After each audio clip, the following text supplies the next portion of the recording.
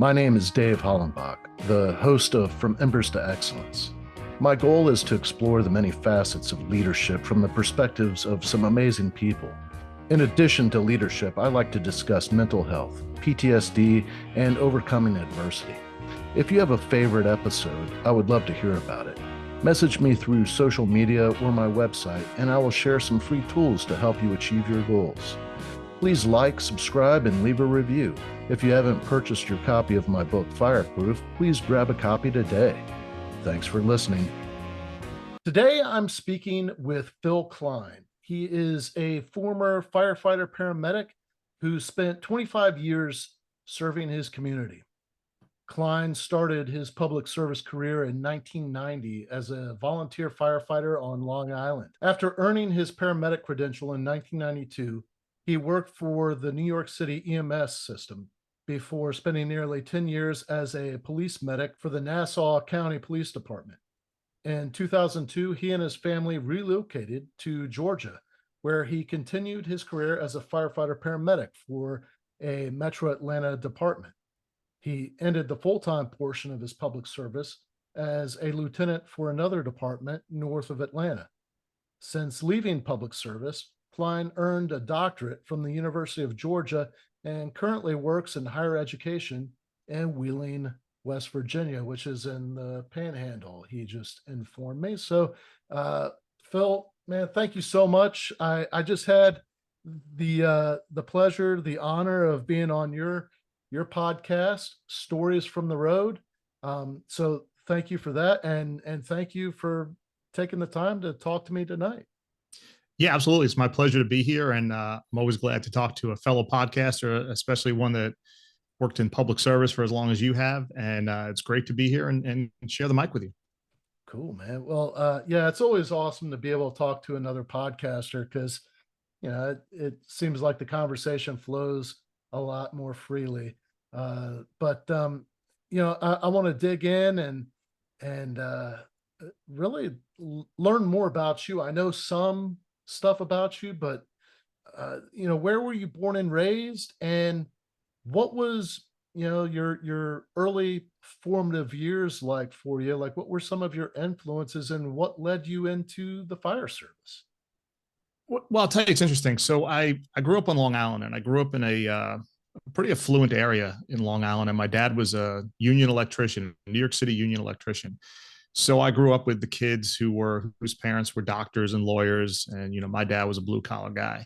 So I don't want to say it was difficult growing up my younger years, but I was always labeled the kid that was going to be a garbage man. They were all going to go to Yale and Harvard, and I was going to be the garbage man, or the guy who worked with his hands. And I think when you're a kid and you hear this all the time, and not that I heard it from teachers, but I heard it from the kids that I went to at least elementary school with.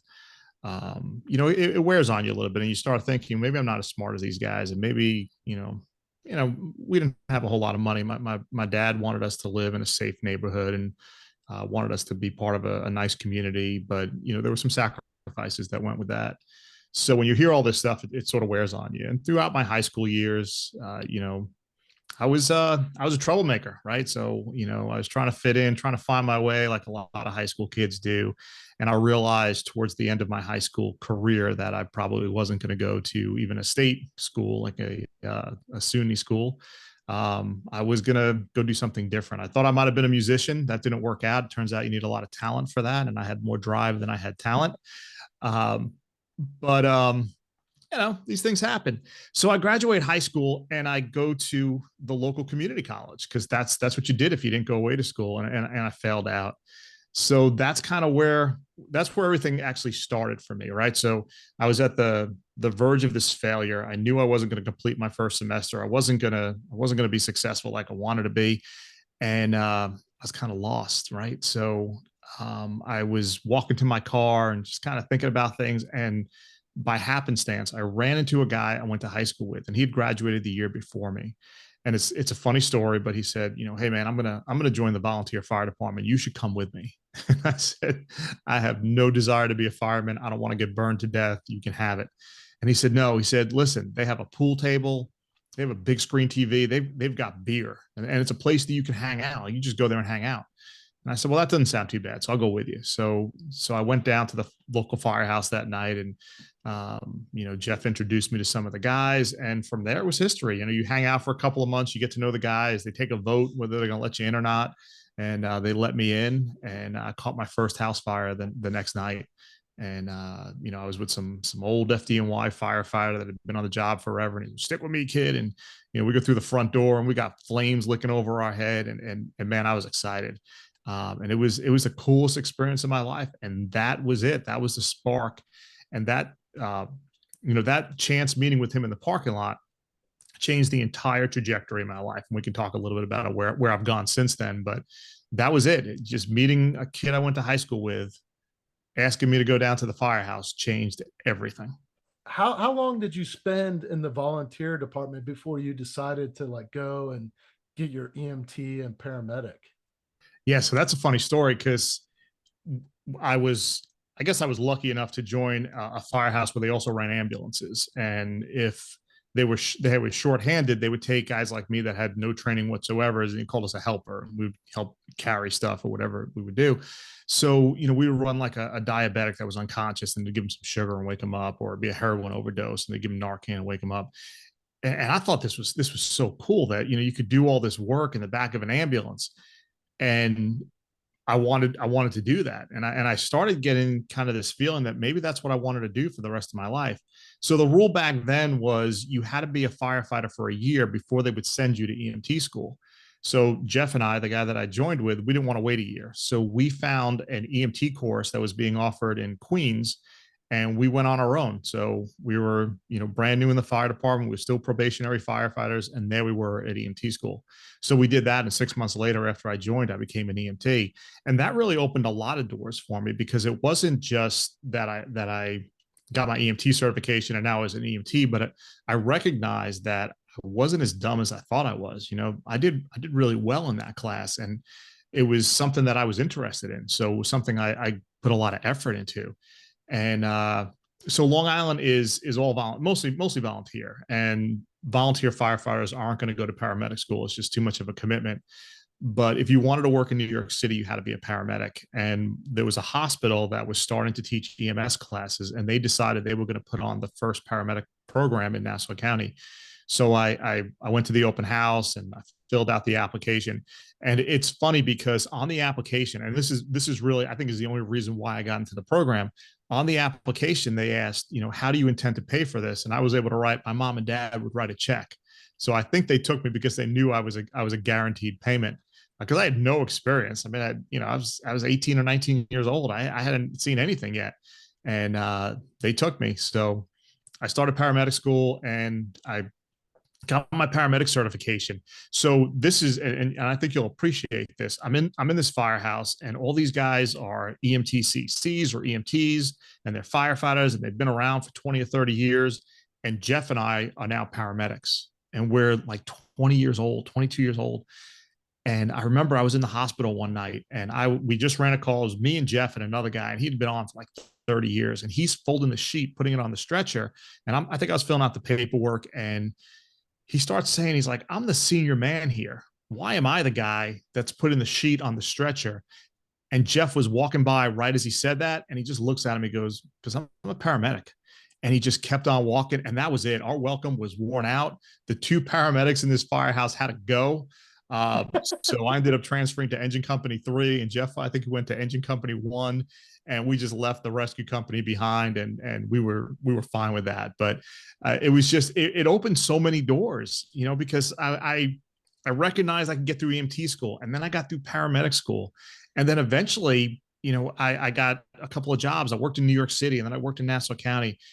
And I went back to college, which is just bizarre because I never needed to go. I mean, I had a great job with the Nassau County Police Department. I should have retired 5 years ago with a full pension, and I would have made a good bit of money. But, I quit that, right? I walked away from college. So when I was working for the police department, I said, I'm going to go back and I'm going to take a class. And I was probably 24, 25 years old at the time. And I just took one class, and I took it at night. And then I took another class at night. And over the course of probably I don't know, 4 or 5 years, I ended up earning enough credits that I could get an associate degree. But early on, I never told anybody that I was going back to school because I was so scared that I was going to fail out again. And I didn't want to be embarrassed. In fact, I was dating a girl at the time and she thought I was cheating on her because I was disappearing for 2 nights a week while I was in college. And I didn't tell her that I was in college.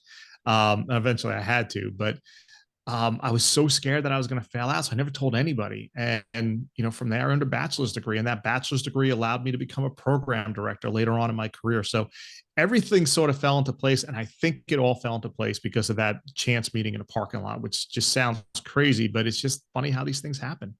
I'm curious, you worked for Nassau County Police Department, or was it police department, sheriff's department? It was police department.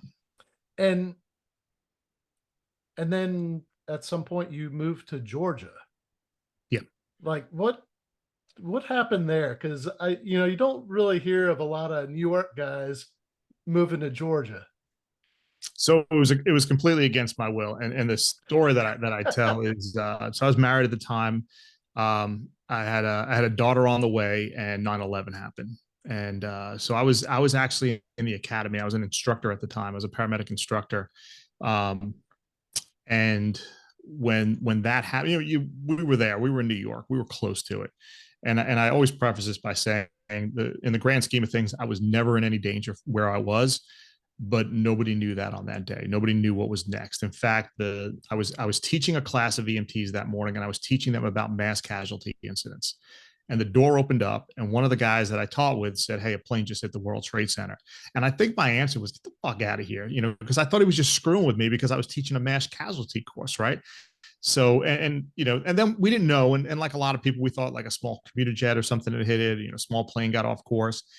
And then when the second plane hit, he opened the door again and he said, "Hey, send your class home. Everybody's going to work, and these guys have to leave." And that's when I realized, what had happened, because I left the classroom at that point and the TVs were on and I could see it, and we could actually see the towers. We were on the 5th floor of a building, and we could actually see the city skyline from there, and I could see the smoke on the horizon. So we knew what happened. So I'd called my wife and I told her, just go to my parents' house. And when you're a kid, and I grew up basically in the 80s, and you think about, the Russians coming, and you think, well, my parents have a basement, right? So the basement will be safe. And, it made no sense, but I said, go to my parents' house, because if something happens, they have a basement, so maybe you'll have some safety there. And it didn't make any sense, but that's what I told her to do.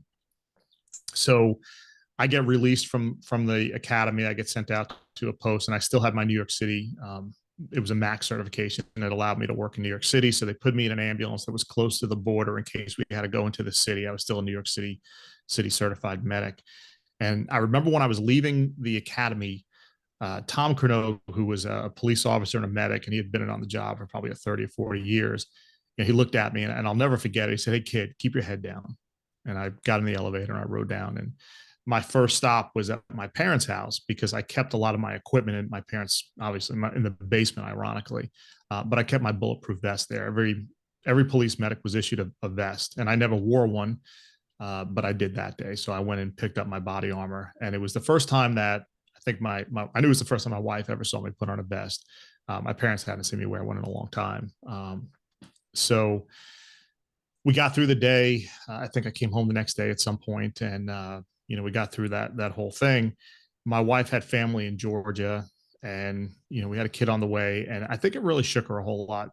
Me being involved in that, and we started the conversation of maybe we need to go live somewhere else, and maybe we need to do something else. So the deal was, she's a nurse. The deal was I was going to be a stay-at-home dad with my daughter for a while and do some part-time stuff, and she was going to work. And Georgia was cheap living at the time. We bought a 4-bedroom house on 1/3 of an acre for under $200,000. We were doing okay. And that was the deal. So that's how we ended up in Georgia. And I got bored after a couple of years and went back to being a firefighter. But yeah, it was just that day, and just the change, and then some conversations that took place afterwards. We decided to get out of New York. Well, fast forward a little bit from your move, and then you become a firefighter for, was it the city of Atlanta? No, it was Gwinnett County. So if you watch Netflix, you've probably seen our jail.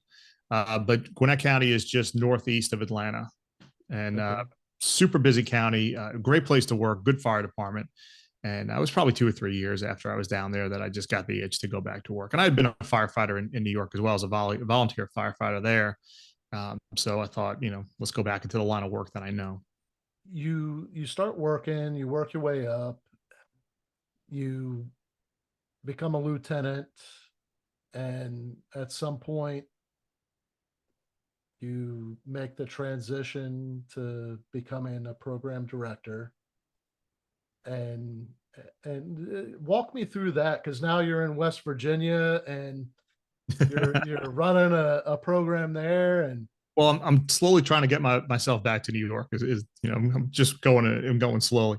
No, so I worked for Gwinnett for about 5 years, and during that time, I was an adjunct instructor at the local technical college. And I always liked working with students. I always like the EMS. I like teaching it. I like impacting students. And there was another college that had a program that was in trouble. Their program director had left. They were put on probation by the state. They had a whole bunch of inconsistencies with their clinical time. They were really in a mess. And their dean called my boss at the college and said, "Do you know anybody that would be willing to be a program director or could be a program director?" And because I had gone through and got my bachelor's degree, I had the credentials to do it. So he gave my name, and the dean and I sat down and we had a conversation. And I really wasn't sold at the time. And then we started talking about salary, and I was able to double my salary by leaving the fire department and going to higher education.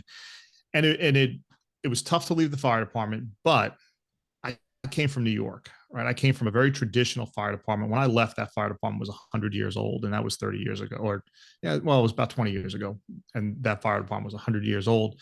We fought fire the traditional way. Like we had, every firehouse probably had half a dozen FDNY guys that were also volunteers with us. And we were grateful for that as kids, because as young firefighters, these guys showed us the way. These guys were just phenomenal firefighters and would just share their knowledge and would let you do things. We had a guy in my house. His name was Pete Martin. He was a lieutenant for Rescue 2. And he was not a guy that would, he could do anything, but he was never the guy that said, I'm going to lead this call. I'm going to be the guy in charge. He was the guy that would let you be in charge and would stand next to you and make sure that everybody was okay. That was what he did. So we were very fortunate. But when I moved down to Georgia, it was a very different type of firefighting. It was, you didn't go anywhere without a hose line. The truck company going in and doing a search without a hose line in place was unheard of. We didn't cut roofs, and I get it. It's new construction, but it just didn't feel the same. It never felt like that traditional fire department that I was used to. It felt very corporate. So leaving that fire department was not a difficult choice for me. And at the time, I'd actually moved on to a different department a little further north. I was a lieutenant for them, working in their academy, doing a lot of training, and it just wasn't a good fit for me. So when this opportunity came up, I took it. And I got to be a program director. I got someone handed me my own program and said, do what you got to do. And there was a lot of learning that I had to do. I had never taught a full paramedic program before on my own as the lead instructor and the person that had to put everything together. So I learned a tremendous amount, and I did that for probably about 4 or 5 years. And, it just ended up becoming a part of me. And I always felt like if I could teach, 10 or 15 kids how to impact lives, then that's an extension of me impacting those lives. So it really felt good. It felt good to be home at night. It felt good to, be able to have the money to take my kids to Disney World, which I probably couldn't do if I had stayed a firefighter. So it was a probably not your classic move, but it served me pretty well. What took you to West Virginia? So here's the thing. At some point, I would like to be the president of a college, of a community college, and really be able to lead it and shape it and do the things that I think I could do. And I've always been, at least from my higher education career, I've always been super innovative. I don't follow, I'm a terrible higher education person because I don't think like an academic. I think like a firefighter. And the only path that I see to getting to a president is to get to a vice president first. So, and most community college presidents right now are coming out of workforce and economic development. So West Virginia had an opening, and it's funny because I wasn't going to apply for the job. I was like, West Virginia, I'm not going there.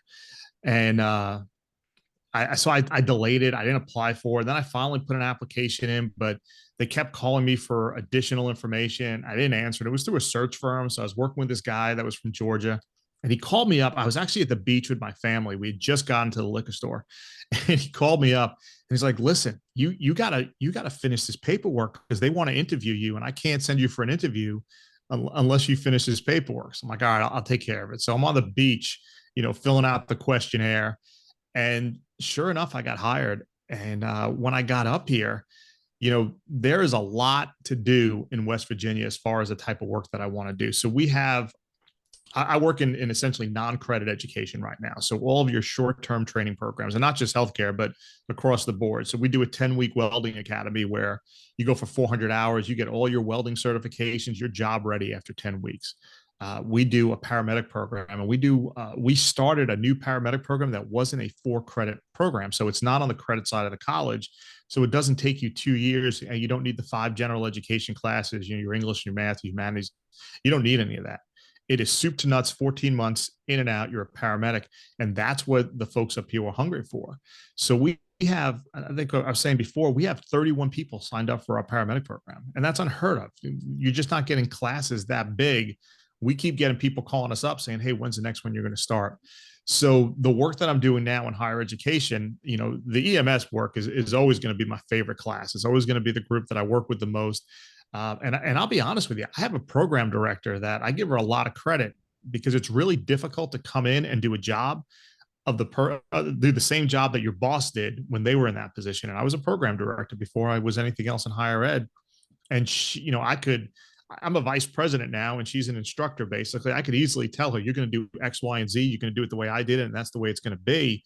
And I never do that, and I go out of my way to not do that. In fact, when I get to work every morning, she's got a question for me. She's like, "Hey, Phil, what do you think about this?" And my answer is always the same thing. It's your program. Do what you want to do. I don't care what you do.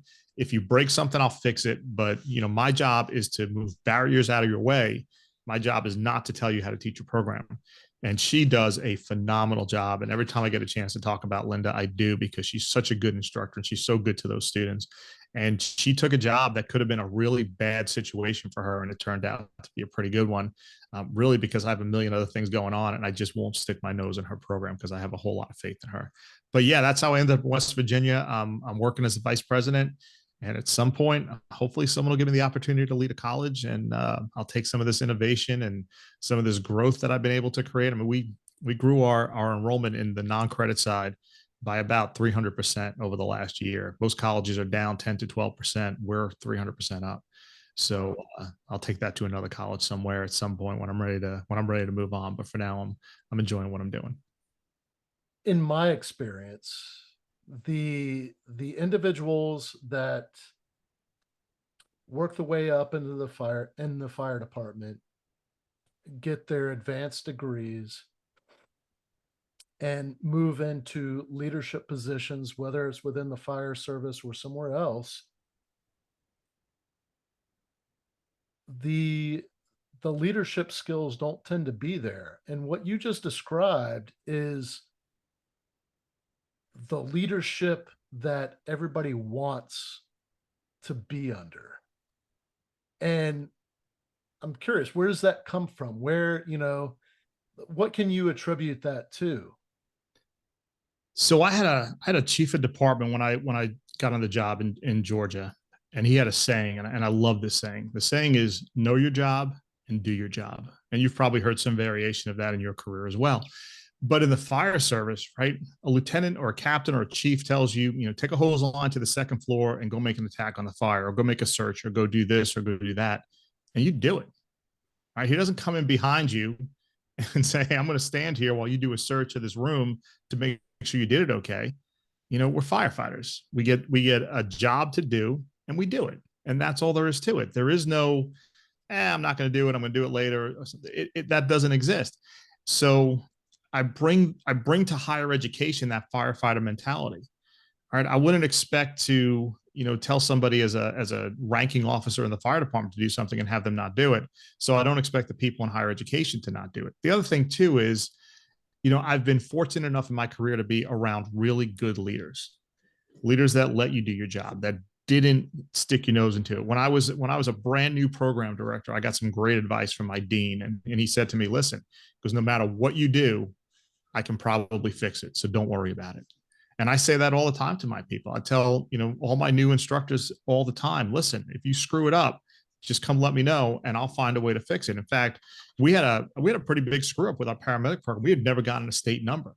There was some turmoil in the state office, and Linda called me up and she was ready to resign. She's like, I've screwed this up. This is totally my fault. All these guys are in class and not gonna be able to graduate. And I said, listen, my rule is I will fix it. And I got on the phone with the state and I fixed it for her. We got the state number. We explained what happened. It wasn't a big deal.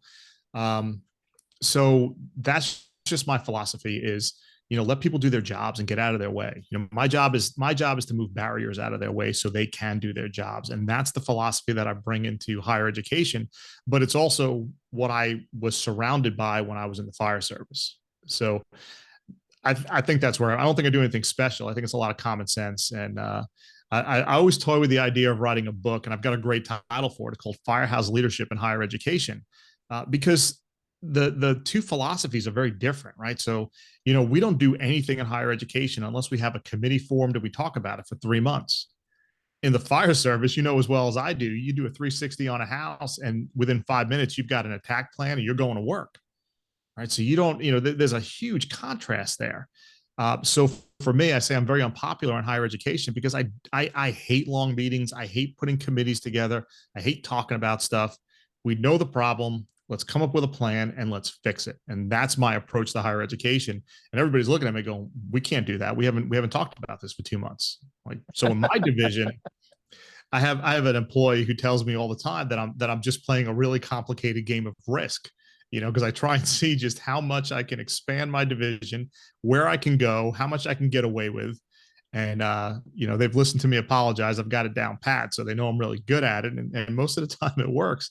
But we just do stuff. And I think that's one of the reasons why I really like being on the non-credit side of college, because if someone knocks on the door tomorrow and says, listen, I need a program, I need a program on how to cut grass. Well, I could put a program on how to cut grass together the next day. Whereas on the credit side of the college, they've got to form a committee and get curriculum and take it to the state and then run up to the feds for funding. And it's a year-long process. I can do stuff in 24, 48 hours, probably that quick.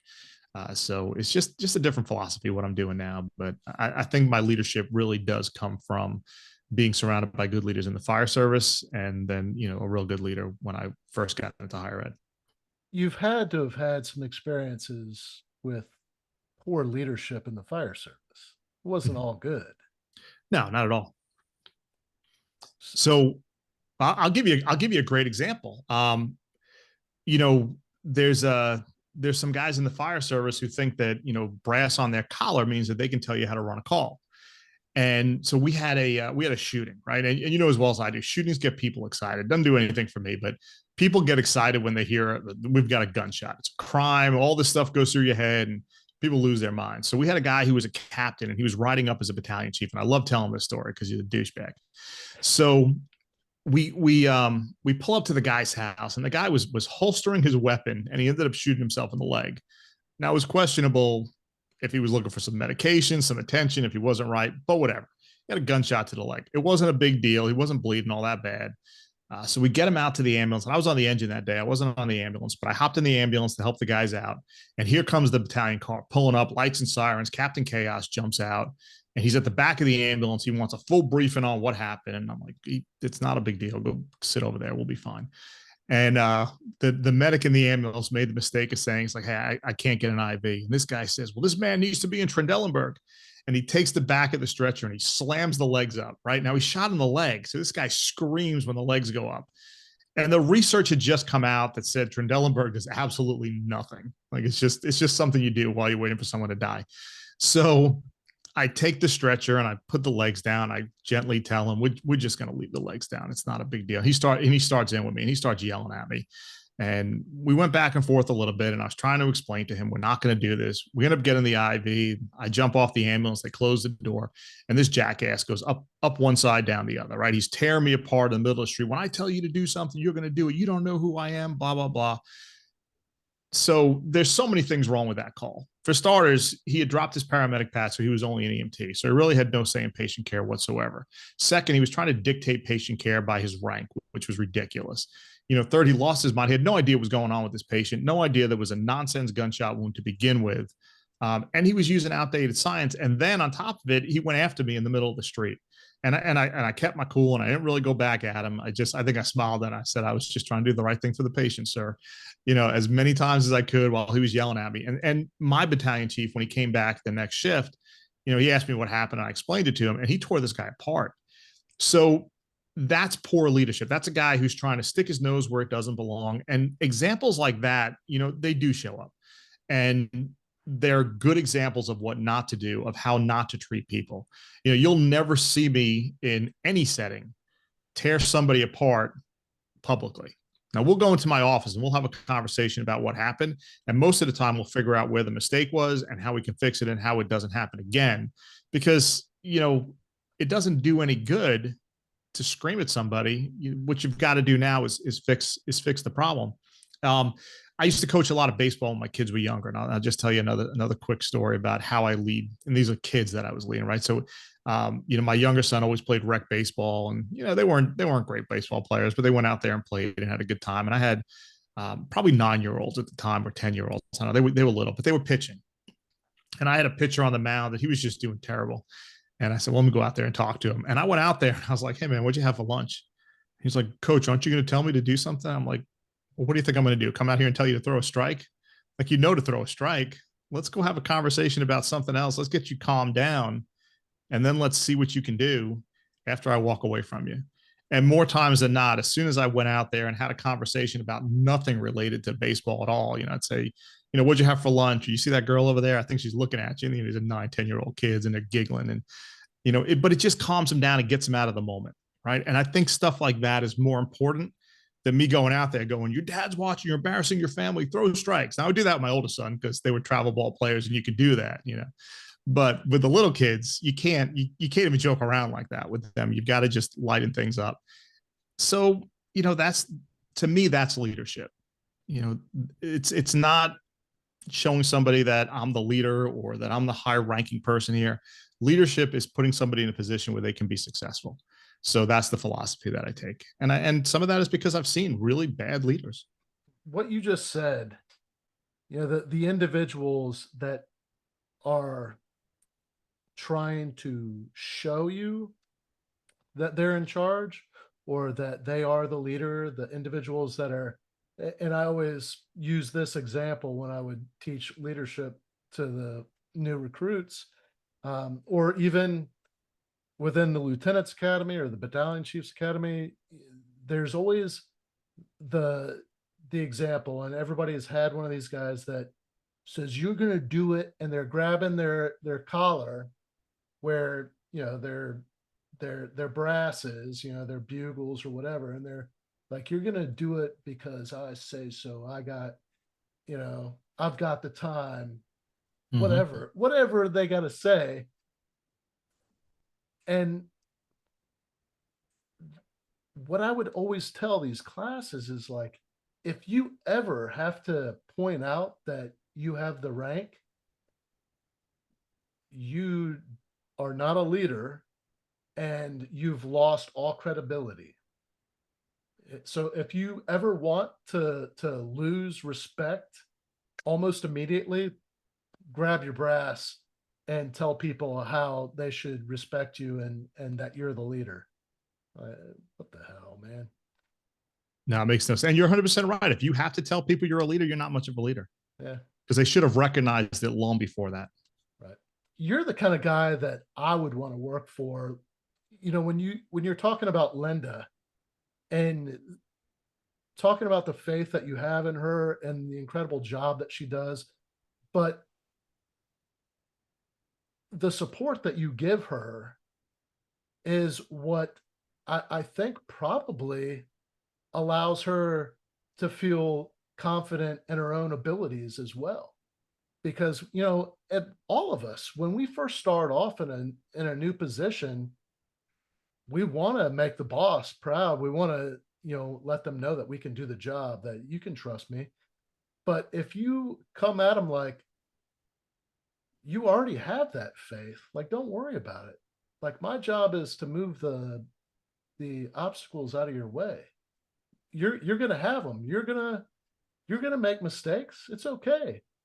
I'm gonna fix that for you. Do your job. I got you.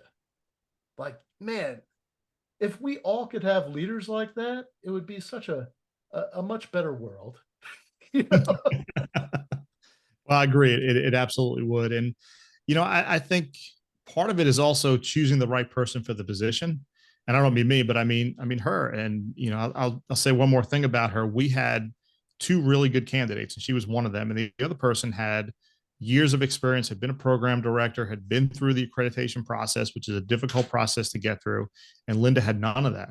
And we chose Linda over this other guy because of her attitude, just because of the way she approached the interview and the way she talked about how passionate she is about teaching students. And the other guy was, basically like, hey, what time is lunch and who's going to do my marketing for me? And, all this other stuff. So we chose the right person. And that also made my job really easy because I can have faith in her and I don't have to watch her. And I know that she's not going to do everything 100% the way I would do it. And that's okay. She's going to do it the way she's going to do it, and it's going to work. And if it doesn't work, we're going to fix it. So yeah, it is so important to choose the right people and put them in the right roles, and that makes a lot of difference. Tell me a little bit about your podcast and how that has evolved. Like, what inspired you to start a podcast, and then how really, I mean, it didn't start off as what it is now. So can you walk me through that a little bit? Yeah. So I knew I wanted to do a podcast, and actually, I was going to write a book. That's where the title of the podcast came from. I was going to write a book. I had the title picked out. It was going to be called Stories from the Road, and there'd be an ambulance or something or a fire truck on the cover, and I'd tell stories about jobs that I was on and all that stuff. And but I never really had the time to do it. And I wrote a dissertation. I didn't really like writing things that long. But what happened when I did my dissertation, I wrote my dissertation on military veterans, and I wrote about their experiences in 2-year colleges. And I had the opportunity to sit down with, folks who were military veterans from all different branches of the military. And we had these really great conversations, and they were telling me these stories. And I said, man, I'd love to share stories like that. And I just didn't know how I was going to do it. So again, I thought, well, maybe I could do it in a book, but that really, really didn't work out. And I was bouncing around the idea of maybe researching a crime and doing a true crime podcast. And I said, nah, everybody does that.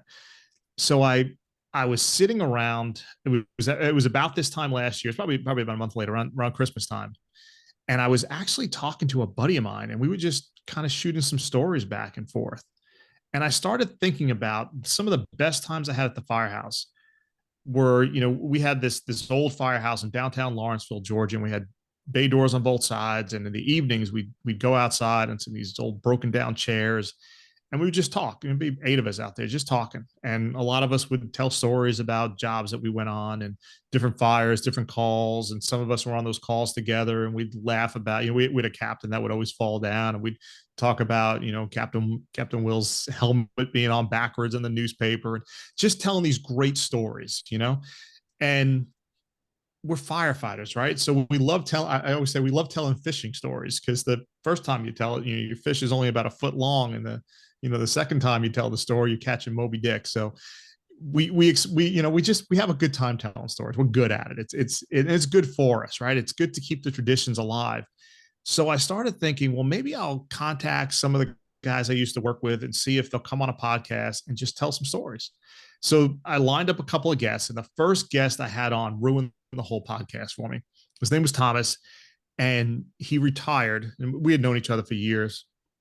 And he was telling me that, his hypervigilance had kind of relaxed a little bit since he has retired. And he starts telling the story about how he drove past this street, and it just flashed back in his head. He saw the ghosts. He saw the ghosts of a fatal car accident he ran 20 years earlier. And he starts talking about that. And he starts talking about how, he would go past the house and he would remember the call that they ran there. And all of these memories are starting to come back, and he's not sleeping now. And, he's fighting with his wife, and all this stuff is coming back to him. And he starts talking about the cumulative effects of PTSD, on firefighters. And that changed the entire dynamic of the podcast, because we still tell great stories, and I still have guys come on and they're still glad to tell stories. And I'm glad that my friend Vinny comes on all the time, because he was a New York City ESU cop, and I don't think he even knows what PTSD is, because all his stories are just hilarious. But he's like the only one that doesn't tie these calls back to how it affected them. But everybody else, as we wrap up our conversation, and sometimes early on in the conversations too, they're talking about how these calls affected them and how it affected their lives and how they coped with it.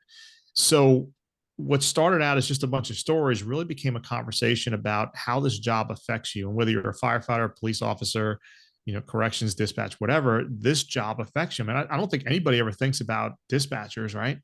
But dispatchers take the call with a guy shoots himself on the other side of the phone, or dispatchers. I had a dispatcher come on and she told the story about a domestic, and the guy shot a 4-year-old girl while she was on the phone. I mean, that will mess you up. And she talks about that story. So it's the purpose or the mission of the podcast now is to just build this community and let folks that have been through some horrific things find some common ground. So we talk about it. And I told a couple of my stories on the podcast and things that I've dealt with.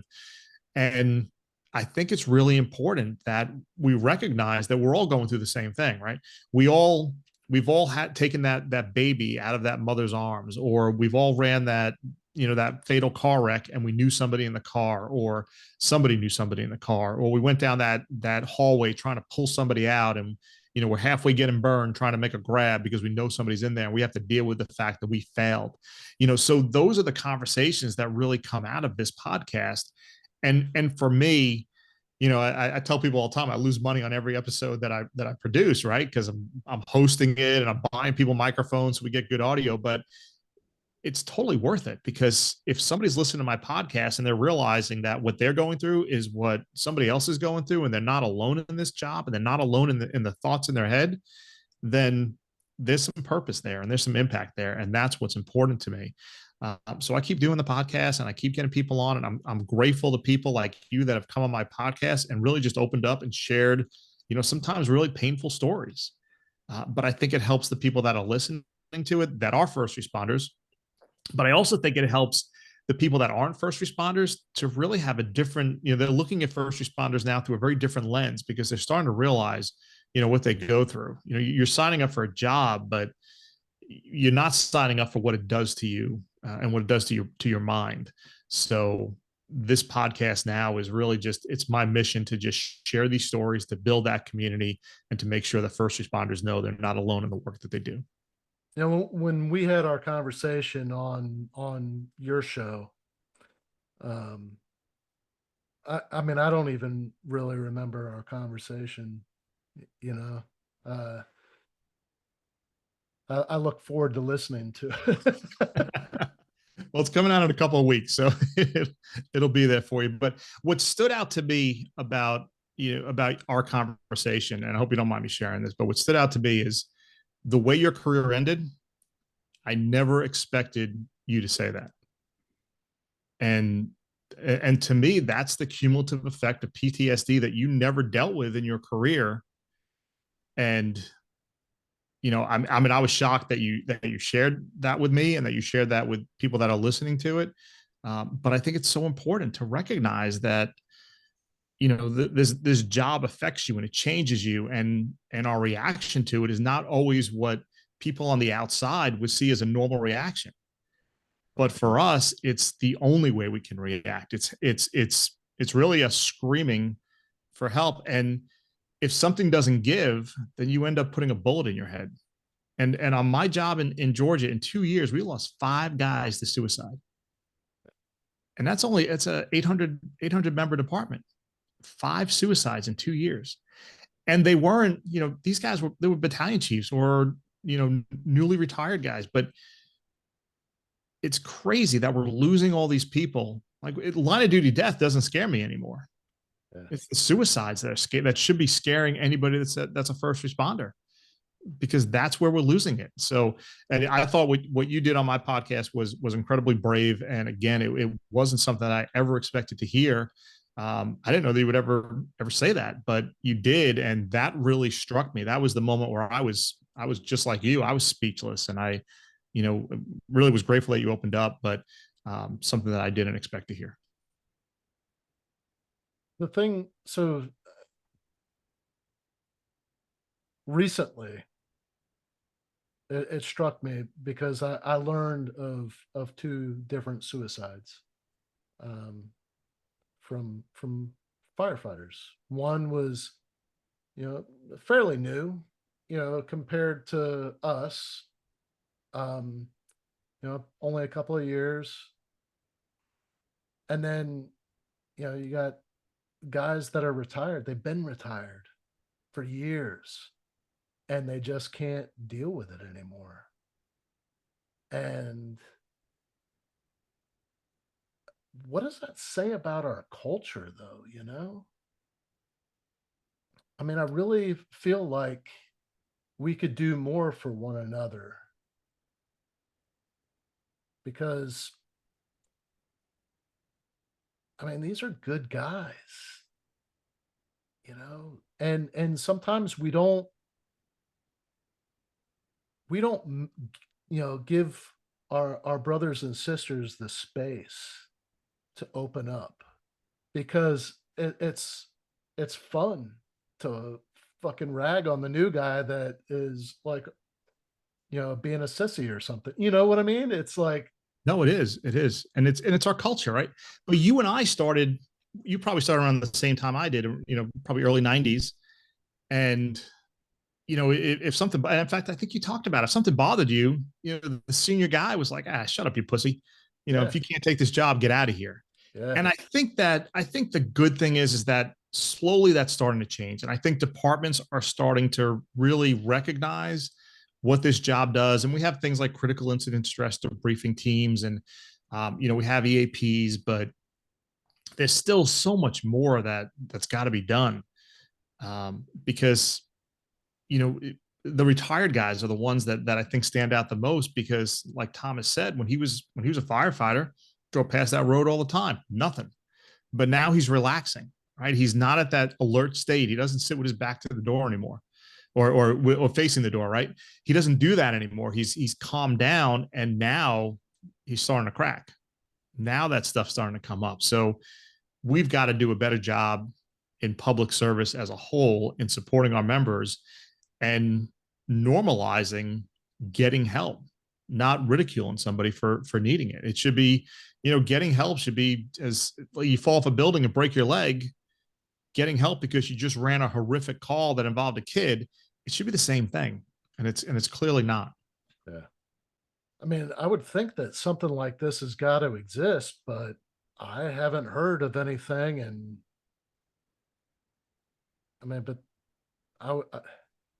there's got to be, maybe you've heard of like a group, because there's groups for combat vets. They get together and they talk about their shit, and it's in an environment where, outside those walls, it's like AA.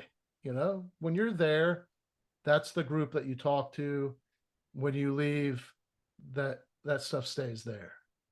And I, I don't know of anything like that for firefighters. So I think there are groups like that. I think there's pockets, right? So I talked to one guy not too long ago, and this guy has a farm, and first responders go out there and just spend the day out there just decompressing. And I don't know if they have groups like you're talking about, but it's geared towards first responders. I think it's mostly paramedics and EMTs, and they can just go out there and hang out. It's all folks that have done the same job. So there's that. There's a group called Next Rung, which is actually a guy I worked with in Gwinnett. He and another firefighter started that group, and that's a phone call. They manned the phone themselves for a couple of years. And if you were struggling, right, there's a difference between calling somebody up and talking to, like a suicide hotline, or talking to a firefighter on the other side of the phone. And that's what they do. So they support firefighters that way. But I agree with you. And I think it's something that we need to do as a whole, and the collective we is start setting up these groups, and maybe it looks like AA, where you go and you say, hey, I'm a firefighter, and I'm having some trouble, and this is what it is, and you just go and talk about it. So I think one of the things that's interesting about my podcast is people will open up to me, and I think they do it because I'm a firefighter, I'm a paramedic, I've seen it, I have the same scars that they have, and it's very different to open up to me or to you, someone who's been there, as opposed to somebody who hasn't been there. So I think it's more likely that they would talk to another first responder than they would talk to just a therapist. And I think that's why next rung is so important, because you're talking to a firefighter, a peer counselor. Yeah. I think these groups are starting to pop up. I'm hearing a little bit about it, but certainly not enough. And I think it's something that I agree with you. It's something that is absolutely needed out there. We need a group we can talk to and talk about these things, without being ridiculed. Well, I would encourage everyone, you got to check out Phil's podcast, Stories from the Road. Brother, and thank you so much for taking the time to have this conversation with me. It's really got my wheels turning, and really made me think about a lot of things. And I feel like there's so much value in this conversation that the people listening, um, just learning, well, these leadership skills, and even those people starting off their careers that might think that they don't have the bandwidth to operate at a high level. Sometimes it's just you haven't found your niche yet. And when you find that groove, when you find that path that you're supposed to be on, you will excel. So yeah, man, thank you so much for sharing with us. And um, I would encourage everybody to check out your podcast, and keep an eye out for your book. Now I've got an assignment. Well, if anybody wants to listen to the podcast, it's if they go to the website, it's storiesfromtheroadpodcast.com. And if anybody has a story to share, they're welcome to fit. We have a little form on the website. They can fill out the form, and I'd love to share some folk stories. So, and thank you for having me on your show. It's always strange for me to be on this side of the microphone and being the person on the spot, but I really enjoyed it. And I certainly enjoyed talking a little bit about my history and sharing it with your listeners, and hopefully it resonates with somebody. So thank you for having me. Yeah, man. Yeah. For those that might be interested in being a guest on your show, who do you primarily interview? Is it primarily firefighters, paramedics, law enforcement, veterans? I do a mix. So I focus on first responders. So typically fire, police, EMS, dispatchers. If a veteran wants to come on and tell a story, we're certainly open to it. But anybody that works as a first responder and has a story to share, and the caveat is that I don't want, and I always end up getting them, but I don't ever ask anybody for their worst story. All I ask for is a story, and sometimes I like the funny ones or the things that just went crazy, and inevitably somebody comes on and said, this is the worst call of my career, and I'm going to share it with you. And I'm grateful that they do. I really am. But I don't want people to think that they have to come on my podcast and tell me the worst call of their career, because they certainly don't. But I think people feel comfortable and they want to share that call and they want to get it out there. And I'm fine with that. And we can have that conversation, but it certainly isn't necessary. I'll take story after story, and the funny ones are okay too. All right. Well, let's end on a lighter note. What's the funniest story you got, man? I was just talking about this, we were called. So I had a fire chief, and his saying was, we don't define the service, we provide it. Because you always get those calls like, man, I don't want to do this. So one of the funnier ones that I ran, I got called, it's probably 2:00 in the morning, and we're about a mile away from the hospital, and this woman calls, and I was with my lieutenant, and bad stuff always happened when I rode with Jimmy, and he hated being on the ambulance. So me and Jimmy are stuck on the ambulance one night, and we get this woman, she's like sitting at a bus stop, and she says, I want to go to the hospital. And I said, well, okay. I said, well, what's the matter? She goes, nothing's the matter. I want to go to the hospital. And I said, well, you can take a cab, or, we're going to charge you $1,000, because at the time an ALS ambulance was $1,000. I said, we're going to charge you $1,000 to take you a mile up the road to the hospital. Are you sure we can't call you a cab or wait with you until a bus comes or something? And I genuinely was concerned about this woman having to pay a bill for what really was a taxi cab ride. So she says, she goes, no, I want to go by ambulance. And I said, okay. So I go to take her arm and I said, well, let me walk you over to the ambulance. She goes, no, no, no. For $1,000, you go get the stretcher. You're going to wheel me to the ambulance. And sure enough, we had to put her on the stretcher. We had to wheel her in there. She wanted a blanket. She wanted a pillow, and she was comfortable. And we drove her up to the hospital, but she was getting her money's worth.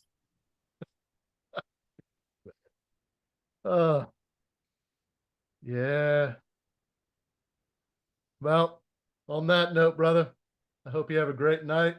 And it's so fantastic that we don't have to do that shit anymore, huh? Yeah, you're right. You're absolutely right.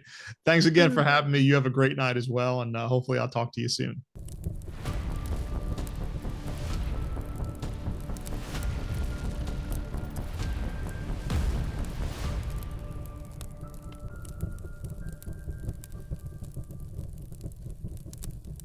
Thank you for listening to this episode of From Embers to Excellence. Please visit hollenbachleadership.com for additional content, and don't forget to like, subscribe, and leave a review.